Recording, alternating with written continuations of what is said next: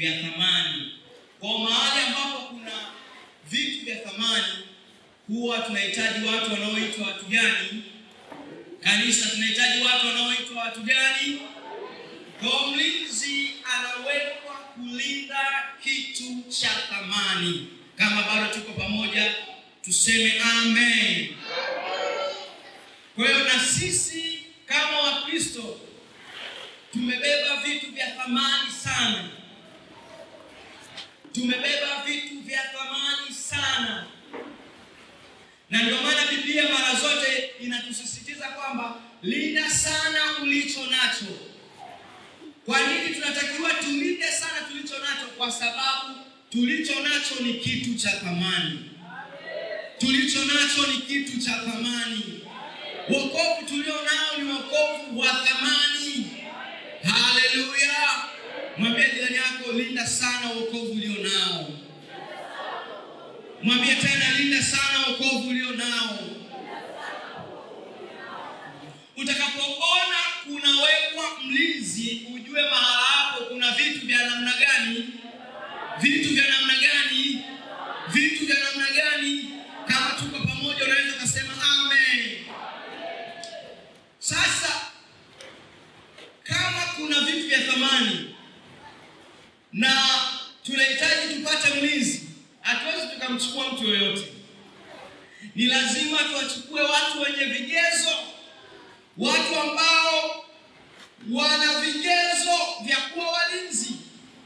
Si kila mmoja anaweza akawa mlinzi. Ni lazima vigezo na masharti yazingatiwe ili tuweze kupata mlinzi bora. Kama tuko pamoja sema amen. Kama tuko pamoja sema amen. Unajua hata kama Mungu amekubariki, umepata maisha mazuri, nyumbani kuko vizuri, tunaona kuna wale ambao wanaajiri wa Masai. Wanakaa mlangoni. Na unapoenda kumtembelea mtu namna hiyo, unakuta Mmasai yuko mlangoni. Ukitaka kuingia ndani anasema subiri kwanza, niulize ndani. Haleluya. Haleluya. Kwa nini Wamasai wamewekwa? Kwa sababu kuna vitu vya thamani. Haleluya. Na sisi tumebeba vitu vya thamani. Na ndio maana tunatakiwa tuwe walinzi wa maisha yetu ya wokovu. Kwa sababu wokovu tulio nao ni wa thamani. Na ndio maana Biblia inasema linda sana ulicho nacho. Linda sana ulicho nacho.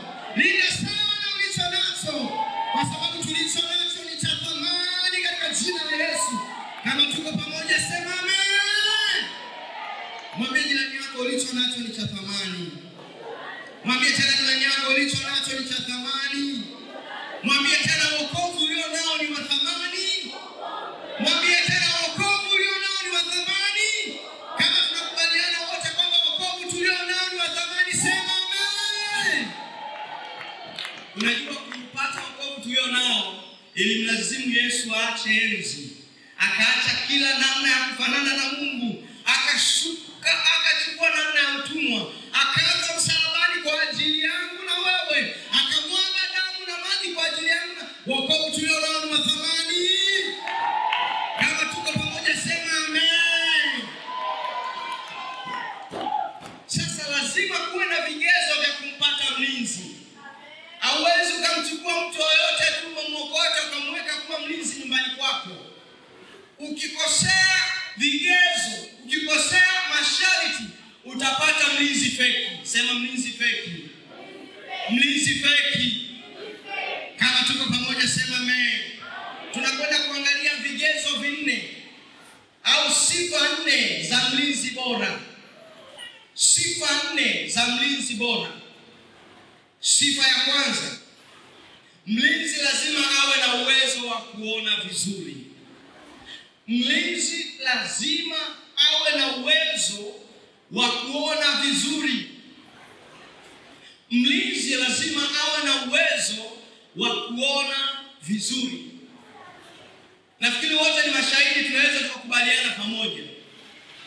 Wewe kama uko kwenye bodi ya waajiri, unapoendesha usaili au interview kwa ajili ya kuajiri mlinzi, alafu kaona Mtu mmoja analetwa kwenye usaili, ameshikwa mkono huku na huku, haoni, kipofu, anakuja kwenye usaili, na wewe labda umeajiriwa na KK Security kama HR, afisa mwajiri, umekaa kwenye kiti, unaona mtu anashikiliwa huku na Sadiki, huku na mtumishi Lucas Tumaini, wanamleta kukaa kwenye kiti cha usaili. Atafaa kwenye usaili huyo? Mlinzi lazima awe na uwezo mzuri wa kufanya nini? Wa kufanya nini? Wa kuona. Kama tuko pamoja, tupige kelele, tuseme amen. Lazima mlinzi aweze kuona. Ukiona umefika mahali hauwezi kuona, wewe haufai kuwa mlinzi.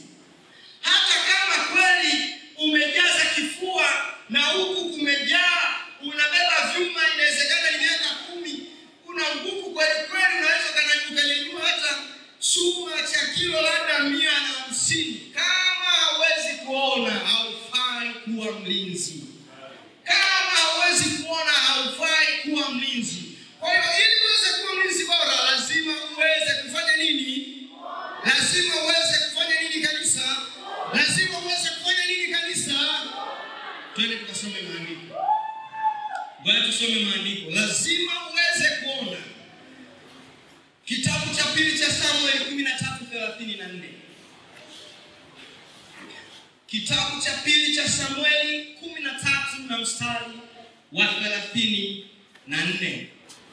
Utaandika tena kitabu cha pili cha Samueli 18 na mstari wa 24. Utaandika tena kitabu cha kwanza cha Samueli 14 na mstari wa 16. Kitabu cha kwanza cha Samueli 14 na mstari wa 16. Alafu andika tena Waamuzi 16 na mstari wa 21. Kitabu cha pili cha Samueli 13:34. Nitaomba tutasoma wote. Naomba mniangalie. Hicho ni kitabu cha pili cha Samueli 13 na mstari wa 34. Wote naomba tuangalie kwenye projector yetu. Nitahesabu 1 mpaka 3, alafu tutasoma wote. 1, 2, 3. Lakini Absalomu akakimbia, na kijana yule aliyekuwa mlinzi. Tuseme na kijana yule aliyekuwa mlinzi. Turudie tena, na kijana yule aliyekuwa mlinzi. Akafanya nini? Akainua macho yake, akafanya nini? Akafanya nini? Akafanya nini? Biblia inasema na kijana yule aliyekuwa mlinzi akainua macho yake akaona. Kwa hiyo mlinzi lazima kwanza awe na macho, kwa sababu hakuna namna ya kuona usipokuwa na macho. Japokuwa unaweza kuwa na macho lakini usione. Na ndio maana Biblia inasema wakati mwingine wana macho lakini hawaoni, tena wana masikio lakini hawafanyi nini? Hawasikii. Unaweza kuwa na masikio lakini usisikie. Unaweza kuwa na macho lakini asione. Kwa hiyo mlinzi ni lazima kwanza awe na macho, lakini macho aliyonayo lazima yawe na uwezo wa kufanya nini? Yule kijana aliyekuwa mlinzi akainua macho yake akaona, na tazama kuna watu wengi wanakuja kwa njia ya upande wa kilima nyuma yake. Mlinzi lazima awe na uwezo wa kuona. Muulize jirani yako, ukiinua macho yako wewe unaona nini? Mshike mkono. Mshike mkono jirani yako. Mshike mkono jirani yako. Wewe ukiinua macho wewe unaona nini?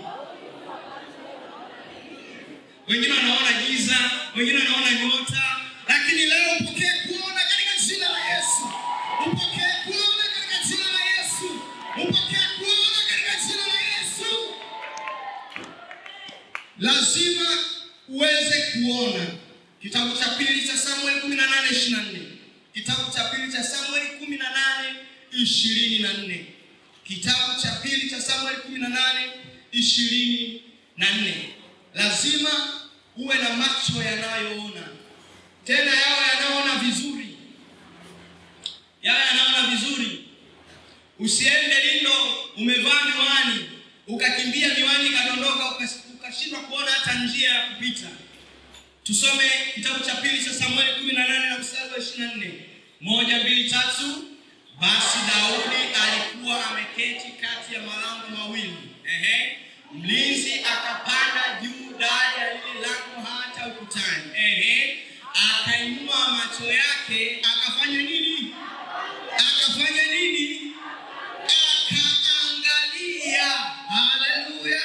Huyu ni mlinzi, alikuwa na macho, lakini macho yenye uwezo wa kufanya nini? Kuangalia na kuona.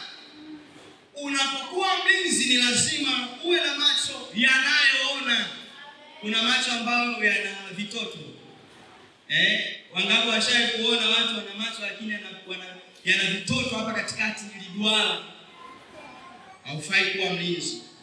Ili uweze kuwa mlinzi bora ni lazima uwe unaona vizuri. Na sisi kama Wakristo ni lazima tuwe na maono. Sema maono. Sema maono. Maono. Maono. Na mara nyingi sana shetani huwa anatupiga kwenye mtazamo.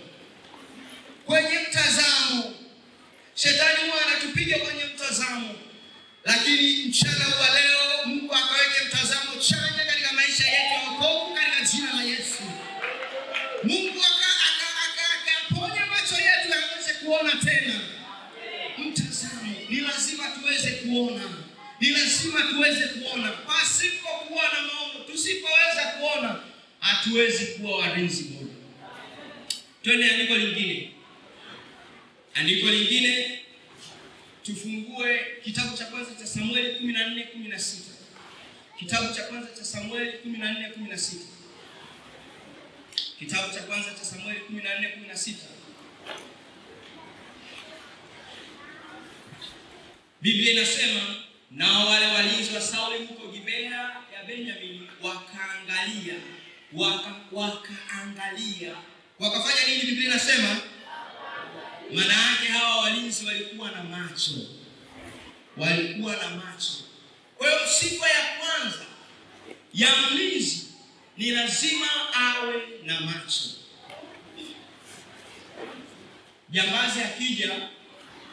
Jambazi akija kutaka kuiba, jambo la kwanza wanapomkamata mlinzi huwa wanadili na macho. Na wakitaka kuiba huwa wanadili na macho kwanza ya mlinzi. Kwa sababu usipodili na macho bado ni tatizo. Unajua unaweza kuwepo hapo ukawa hauoni, hata kama una mikono, una miguu, na kila kitu.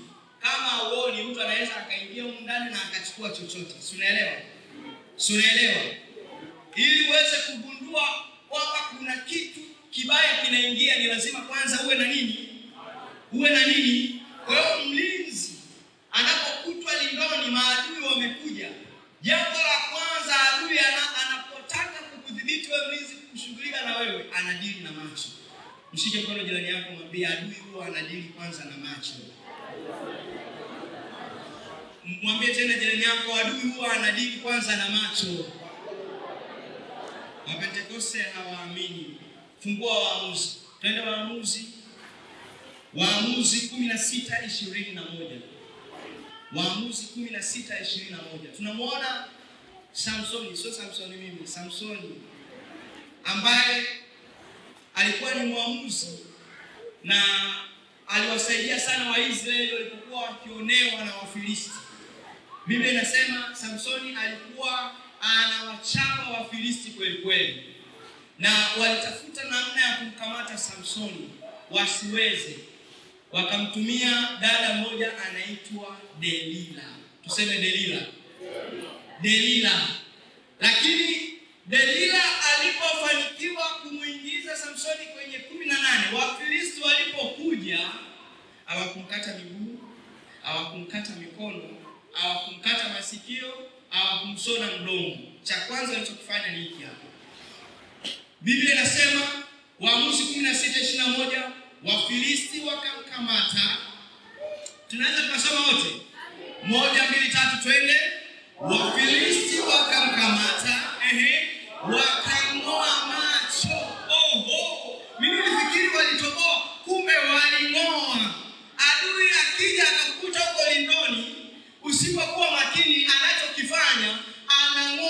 macho. Muulize jirani yako, bado una macho? Au yameng'olewa na adui? Muulize kama unayo macho au yameng'olewa na adui. Kwa hiyo adui, jambo la kwanza, anaharibu kuona kwako. Na ndio maana tunapokuambia kuna jambo hili na hili hauoni. Tunakwambia njoo ibadani, hauoni. Kuna hili jambo hauoni kwa sababu macho yako yametobolewa. Macho yako yakarejeshewa tena kuona katika jina la Yesu. Macho yako yakarejeshewa kuona tena katika jina la Yesu. Macho yaliyotobolewa na Wafilisti yakarejeshewa tena kuona katika jina la Yesu. Kama uko tayari kuona, sema amen. Mlinzi lazima awe na uwezo wa kufanya nini? Kufanya nini? Kufanya nini? Jambo la pili. Jambo la pili. Maandiko yako mengi sana. Kabla ya kwenda jambo la pili, kitabu cha pili cha Wafalme. Kitabu cha pili cha Wafalme 25 na mstari ule wa 6 hadi wa 7. Kitabu cha pili cha Wafalme 25 mstari wa 6 hadi wa 7.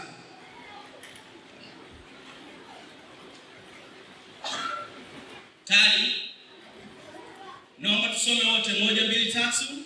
Ndipo wakamkamata mfalme, wakamchukua kwa mfalme wa Babeli huko Libla, wakatoa hukumu juu yake. Mstari wa 7.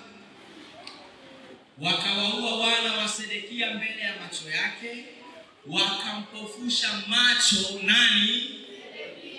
Wakampofusha macho. Kwa hiyo adui anapokukamata, wengi wao huwa wanakimbilia kutoboa macho. Umeshawahi kuona miili iliyokotwa imekufa? Mara nyingi huwa inatobolewa macho. Ukienda kupata mwili uliotupwa, mara nyingi huwa wanatoboa macho. Wangapi wanakubaliana na hili? Mara nyingi huwa wanatoboa macho. Na wale wataalamu wanaamini kwamba kwenye hizi mboni za jicho, yule mtu wa mwisho aliyemuona marehemu huwa anabaki kwenye mboni ya jicho. Kwa hiyo wakimwacha bila kumtoboa macho, ni rahisi sana kumjua aliyemdhuru. Kwa hiyo wanachokifanya huwa wanatoboa macho. Kwa hiyo adui, cha kwanza huwa ni kutoboa macho. Kwa hiyo ni lazima tuhakikishe macho yetu yako salama. Yawe salama, yaweze kuona. Mshike mkono jirani yako, muulize, macho yako yako salama?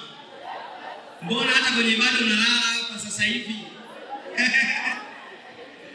Kama tuko pamoja, sema amen. Jambo la pili la mlinzi. Kumbuka tunazungumzia sifa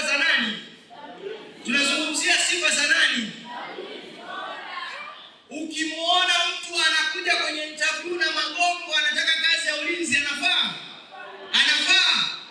Yuko kwenye wheelchair, anakuja kuomba kazi ya ulinzi, KK security, anafaa? Lazima aweze pia kuona. Au amekuja na miwani, kipofu, ameshikiliwa huko na huko, anafaa? Hafai. Jambo la pili, mlinzi lazima awe na uwezo wa kusema alichokiona. Mlinzi lazima awe na uwezo wa kusema alichokiona. Unaweza ukawa na macho, ni kweli, unaweza ukawa unaona, ni kweli, unaweza ukawa unaona vizuri, tena unaweza ukawa unaona mbali, lakini bubu, huwezi kuzungumza vizuri. Kwa hiyo hata ulichokiona hautaweza kukiongea vizuri, bado unakuwa haufai.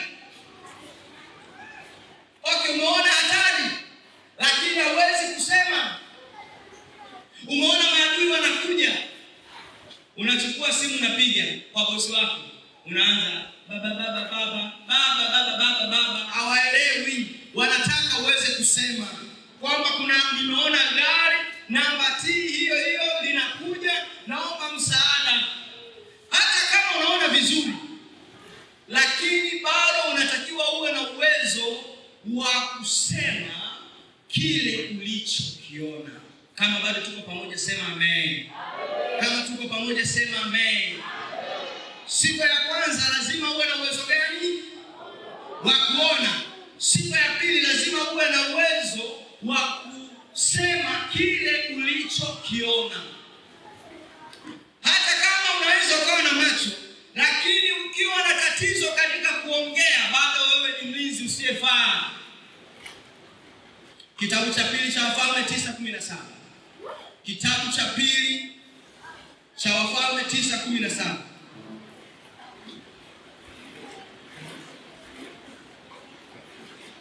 Kitabu cha pili cha Wafalme 9:17. Kitabu cha pili cha Wafalme 9:17. Tunaweza tukasoma wote. 1, 2, 3.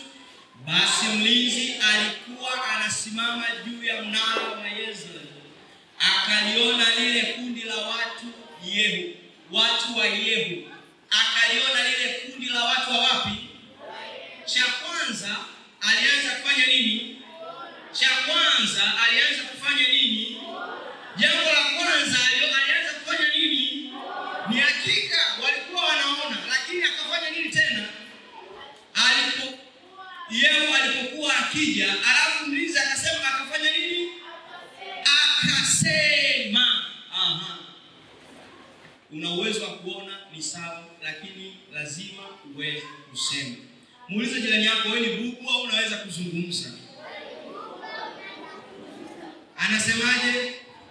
Muulize tena upande wa pili, wewe ni bubu au unaweza kusema?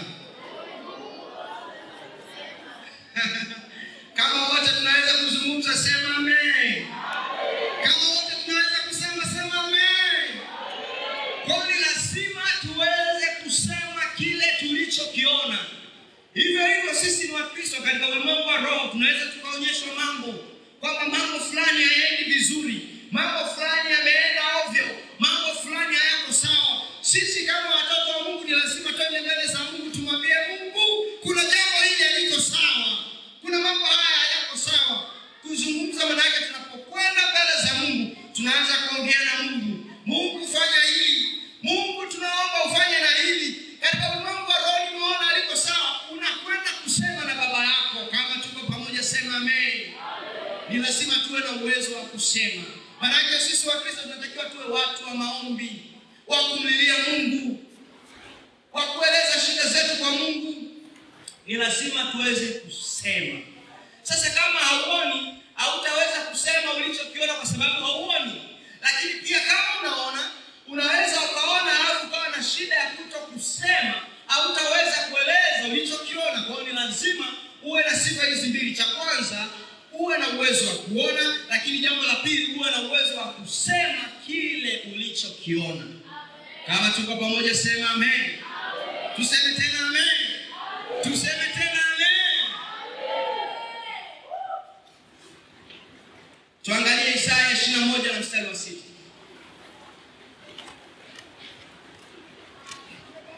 Isaya 21 na mstari wa 6. Isaya 21 na mstari wa 6. Isaya 21 na mstari wa 6.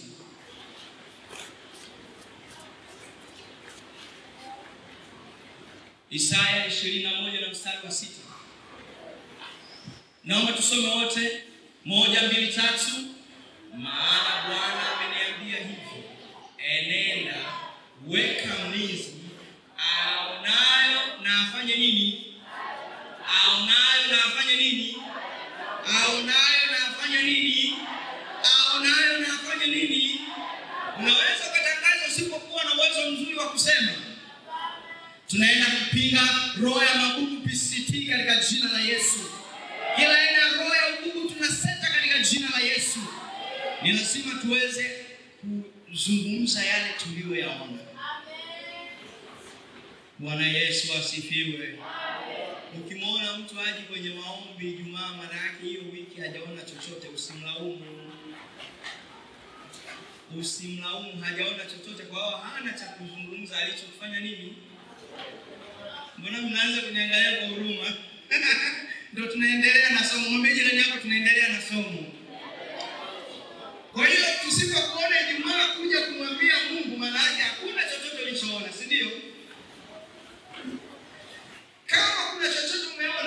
lazima ukitangaze. Biblia inasema weka mlinzi aonayo na ayatangaze. Ni lazima tuhakikishe tuna uwezo mzuri wa kuzungumza. Na kuzungumza kwetu ni lazima tujikite mbele za Bwana kwa maombi. Tujikite mbele za Mungu kwa maombi. Mambo mengine hayawezekani ila kwa kufunga. Biblia inasema mambo mengine hayawezekani ila kwa kufunga na kufanya nini? Na kuomba. Ni lazima tujikite mbele za Bwana kwa maombi. Maana Bwana ameniambia hivi, nenda weka mlinzi aonayo na ayatangaze. Wewe unatangaza nini? Wewe huwa unaona nini na unatangaza nini? Mungu atusaidie, atupe uwezo wa kuona, lakini yale tunayoyaona tuyatangaze katika jina la Yesu. Na kuyatangaza ni kuingia kwenye maombi na kuomba. Maana Biblia inasema yote yanawezekana kwake yeye aaminie. Tukimwamini Bwana, tunapokwenda mbele za Bwana kwa maombi, yote yanawezekana. Yote yanawezekana. Yote yanawezekana, mtu wa Mungu. Yote yanawezekana, mtu wa Mungu. Kama tuko pamoja sema amen. Mwambie, mpe mkono jirani yako, mwambie yote yanawezekana. Ukimwambia Bwana yote yanawezekana. Kuna wimbo mmoja unasema yote yawezekana kwa imani, yote yawezekana kwa imani.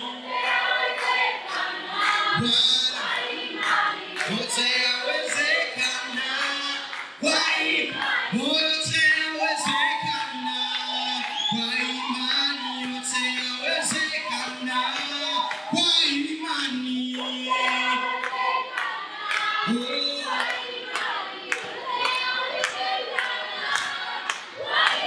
Tukienda mbele za Bwana kwa maombi na kumwambia Bwana, angalia jambo hili.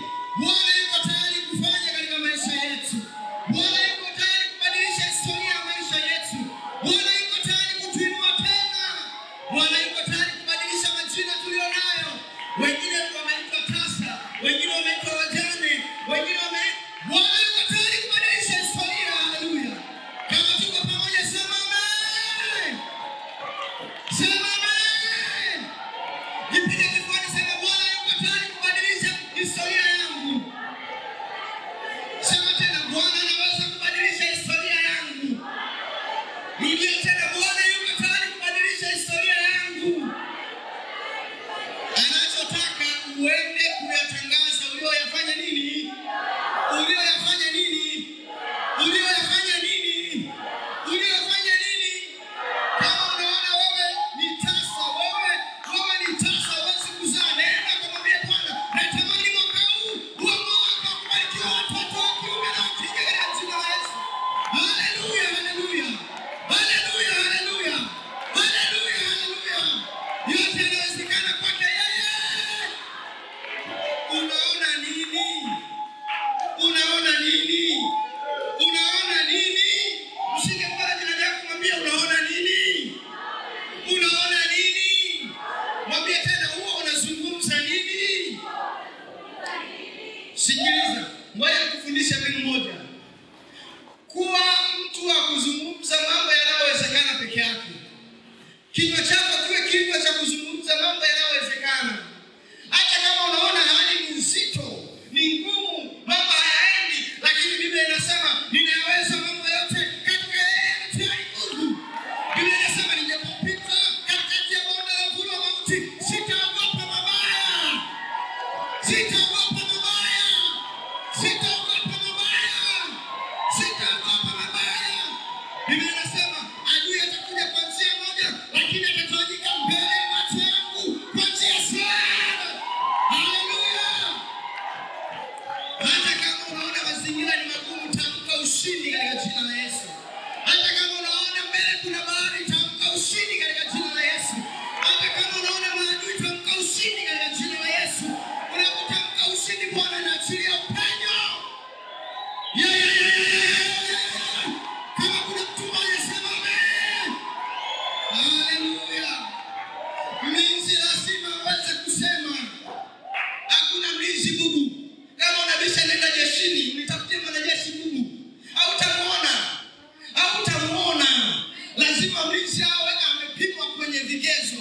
Mwambie jirani yako hakuna mwanajeshi bubu.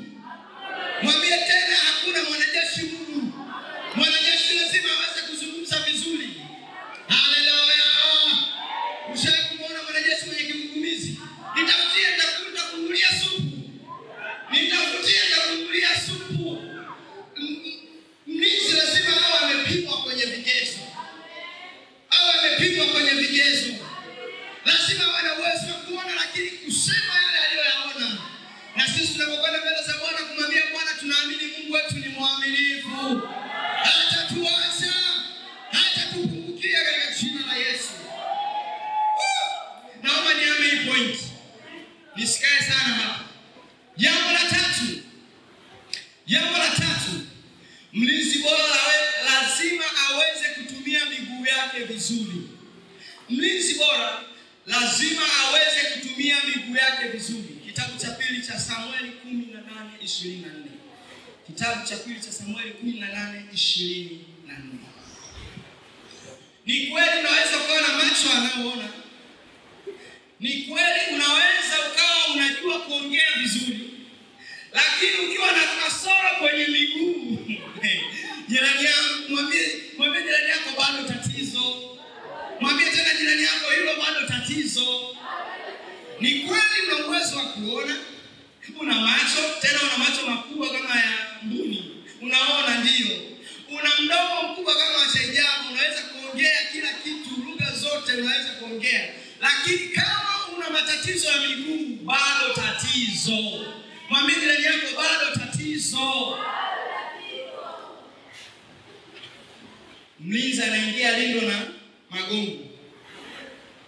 Anafaa kuwa mlinzi huyu. Lazima mlinzi miguu iwe vizuri. Mguu pande, sasa mtu ameenda na magongo lindoni. Mtumishi wa Mungu ameshaye kulinda, si ndio? Ushawahi kuona mlinzi ambaye anaenda lindo na magongo?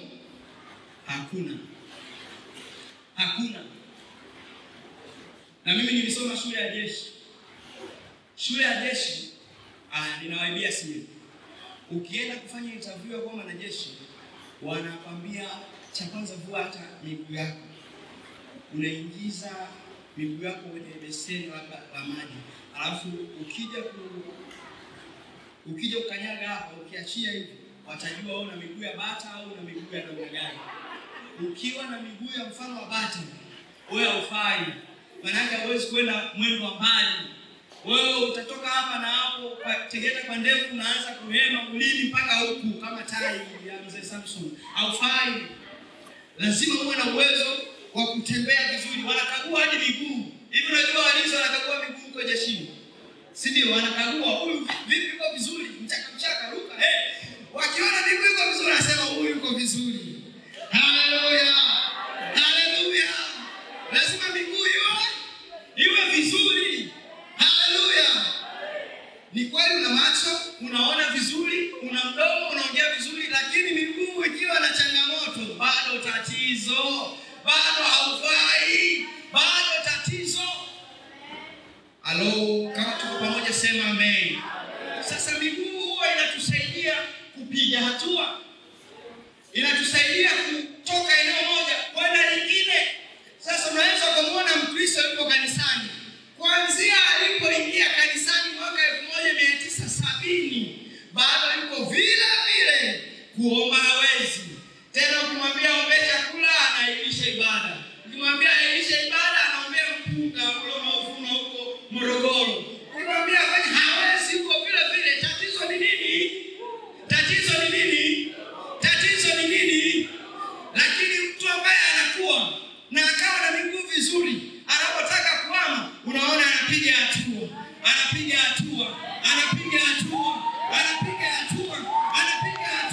Jana alikuwa hawezi kuomba, leo anaweza kuomba. Jana alikuwa hawezi kushuhudia, leo anashuhudia. Jana alikuwa hana ujasiri wa kuomba mbele za watu, leo anaomba. Tunatakiwa tuwe na miguu ya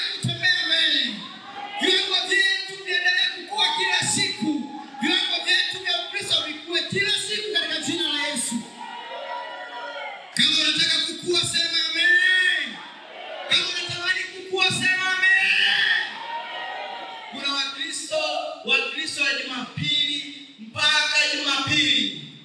Na ukimwona katikati ya wiki, watu wanaulizana, jamani, huyu fulani leo amekuja, kwani kuna nini leo? Kwani kuna tangazo la uchumba Jumapili? Baadaye unamwona anasimama kutoa neno. Leo alikuwa anahubiri. Mbaya nzuri.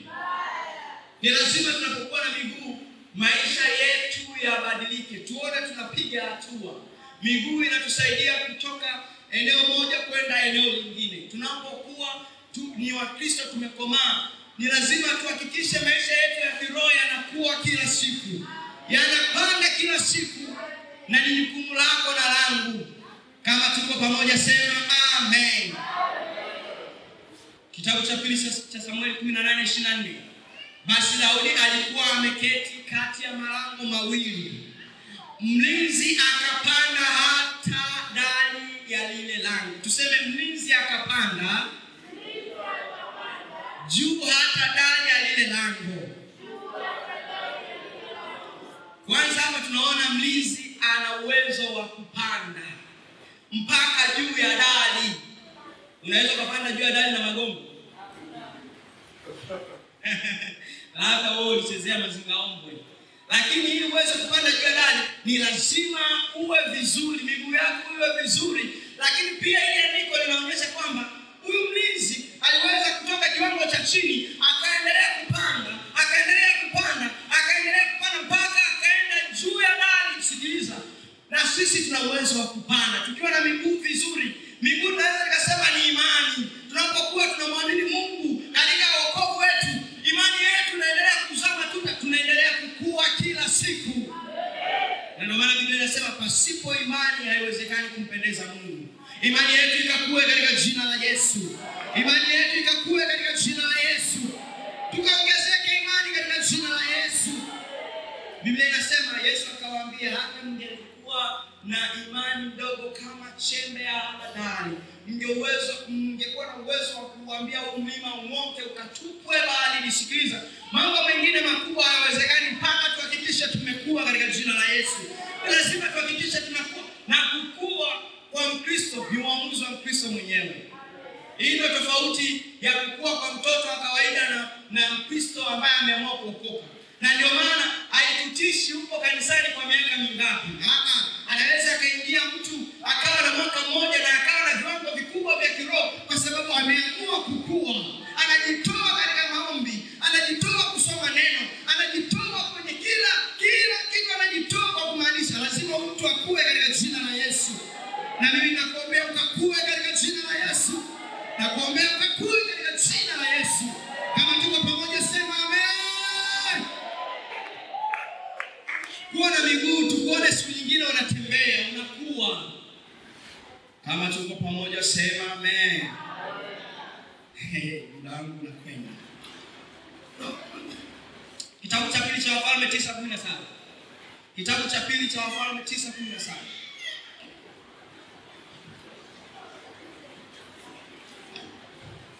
Kitabu cha pili cha Wafalme 9:17.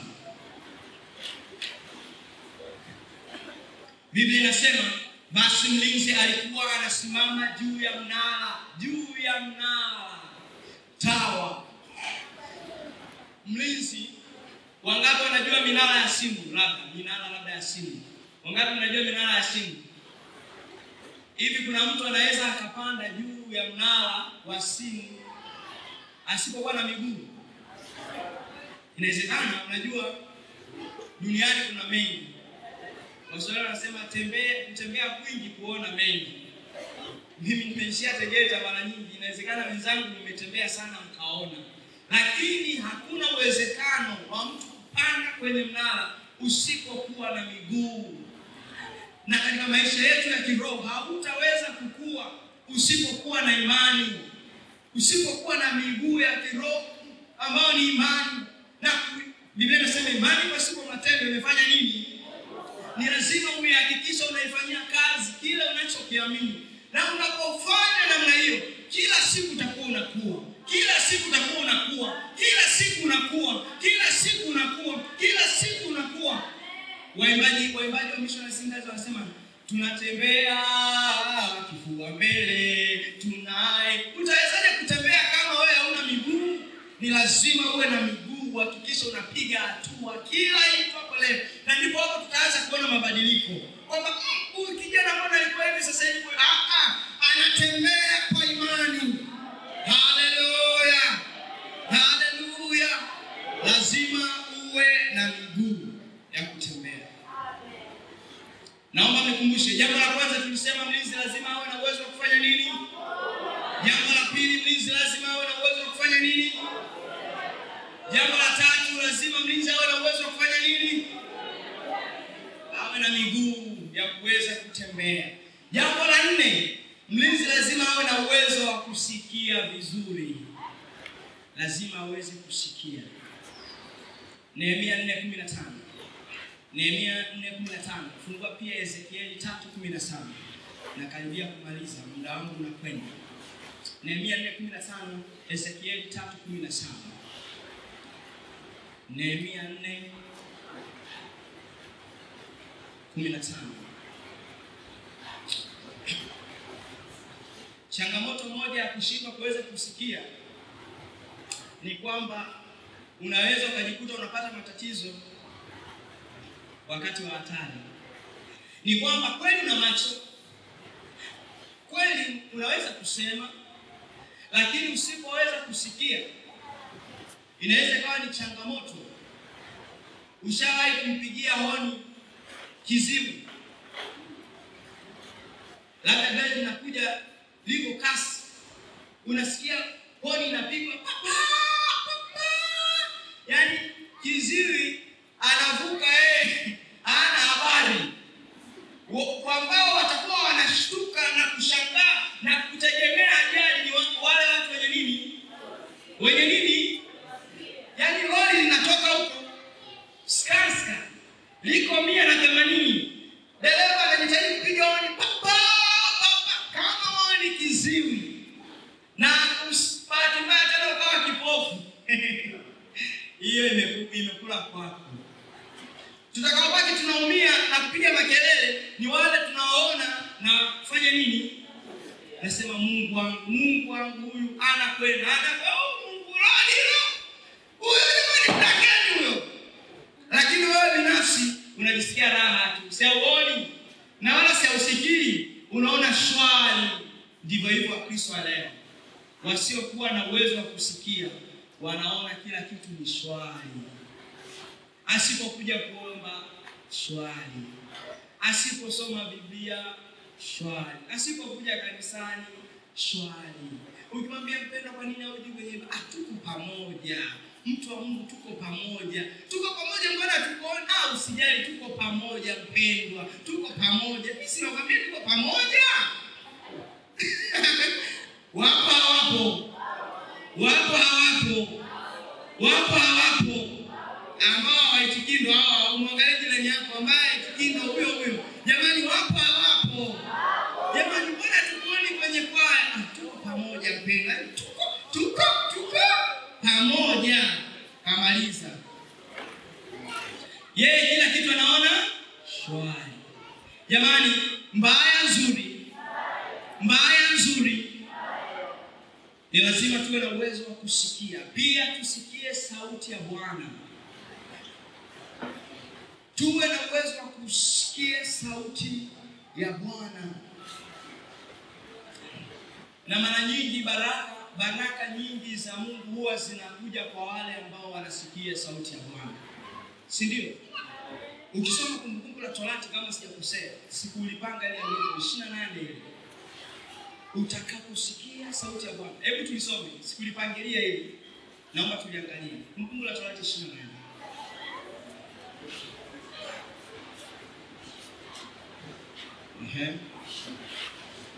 Nilo. Hebu niweke Kumbukumbu la Torati 28. Niweke mstari wa kwanza.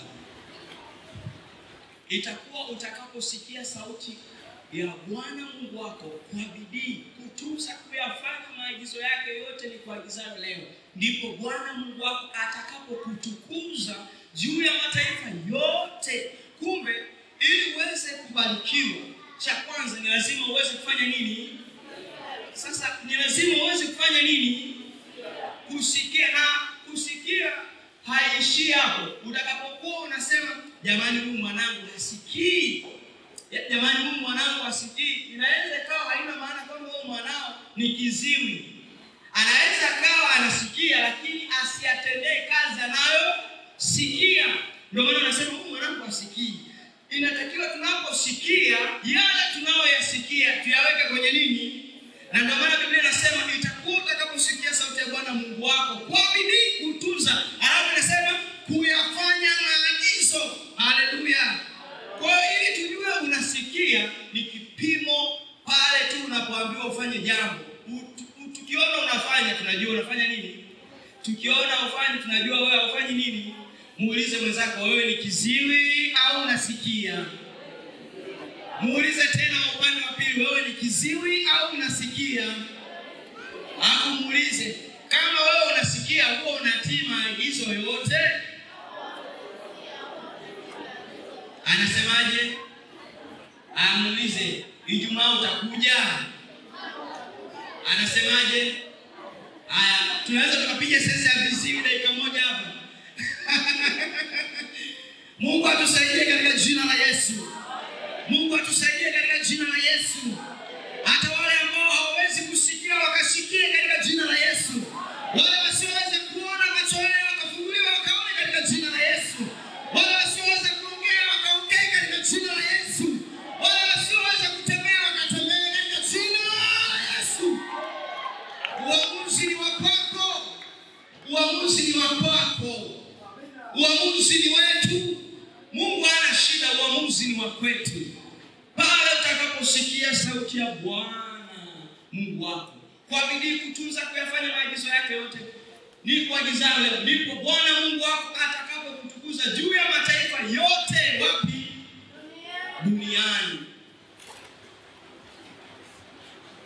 Uamuzi ni wetu. Uamuzi ni wetu. Naomba mnikumbushe, tumeangalia sifa ngapi za mlinzi? Sifa ngapi za mlinzi? Sifa ya kwanza ya mlinzi ni ipi?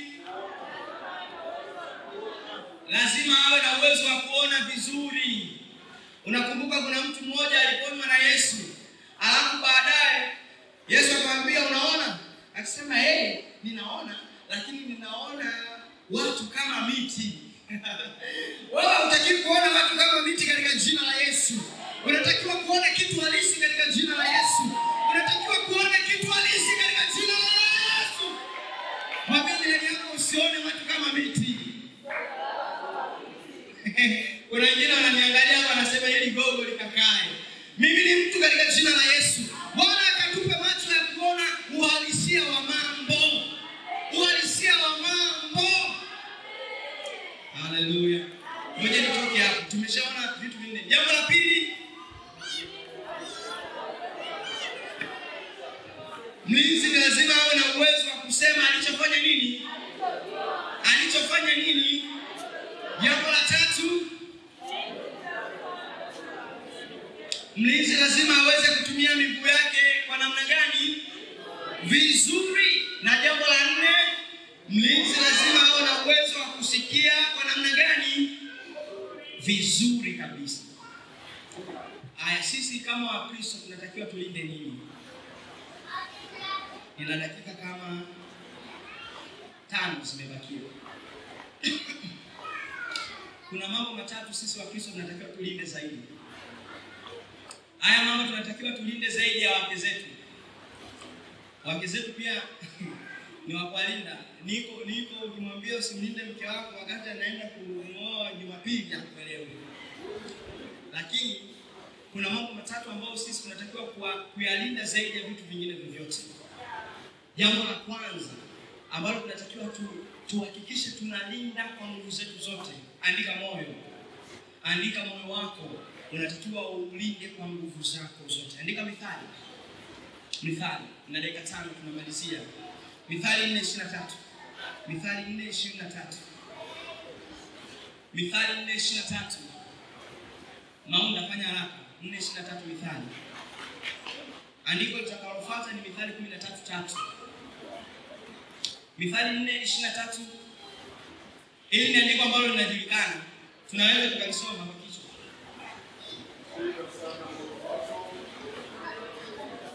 Tusome 1, 2, 3. Linda moyo wako kuliko yote uyaonayo, maana ndiko zitokako chemichemi za uzima. Biblia inasema tulinde nini sana? Tulinde nini sana? Maana ndiko kunatoka nini? Chemichemi za uzima. Nilikwambia mahali wanapoweka mlinzi lazima pawe na kitu cha thamani. Kwenye moyo tunatakiwa tupalinde kwa sababu ndiko kunakotoka nini? Chemichemi za uzima. Kama tuko pamoja sema amen. Ili uendelee kuwa mzima ni lazima ulinde nini? Moyo. Mwambie jirani yako linda moyo wako. Haya, hiyo imetoka. Jambo la pili la kulinda, kinywa chako. Kinywa. Mithali 13 mstari wa 3. Andika tena Mithali 21 na mstari wa 23. Mithali 13 mstari wa 3 na Mithali 21 na mstari wa 23. Kinywa. Mwambie jirani yako linda kinywa chako. Biblia inasema yeye alindaye kinywa chake hulinda nafsi yake. Tusome wote kwa pamoja. 1, 2, 3. Yeye alindaye kinywa chake hulinda nafsi yake, bali afunuaye midomo yake atapata nini?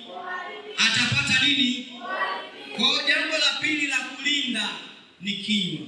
Mshike mkono jirani yako mwambie mpendwa. Mshike mkono jirani yako mwambie mpendwa. Linda kinywa chako. Linda kinywa. Linda hicho kinywa. Kama unaweza kuvaa barakoa ya kiroho, vaa. Jambo la tatu. Imani. Timotheo wa 2:4 na mstari wa 7. Waraka wa pili kwa Timotheo sura ya 4 na mstari wa 7. Waraka wa pili kwa Timotheo sura ya 4 na mstari wa 7. Bado na dakika chache, na dakika 4. Waraka wa pili kwa Timotheo sura ya 4 na mstari wa 7. Nimalizie hapo.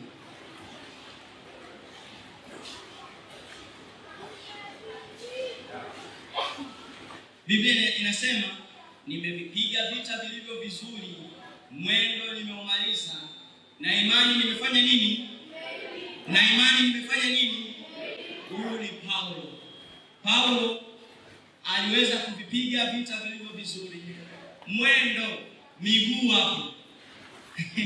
Nakumbuka miguu. Unaweza kuwa na mwendo hauna miguu. Unaweza kuwa miguu baje alafu unakuwa na mwendo. Mwendo nimeumaliza, na imani nimefanya nini? Imani tunatakiwa tulinde. Mambo matatu tunatakiwa kulinda. Jambo la kwanza, jambo la pili, jambo la tatu. Jambo la kwanza, jambo la pili, jambo la tatu, jambo la kwanza, jambo la pili, jambo la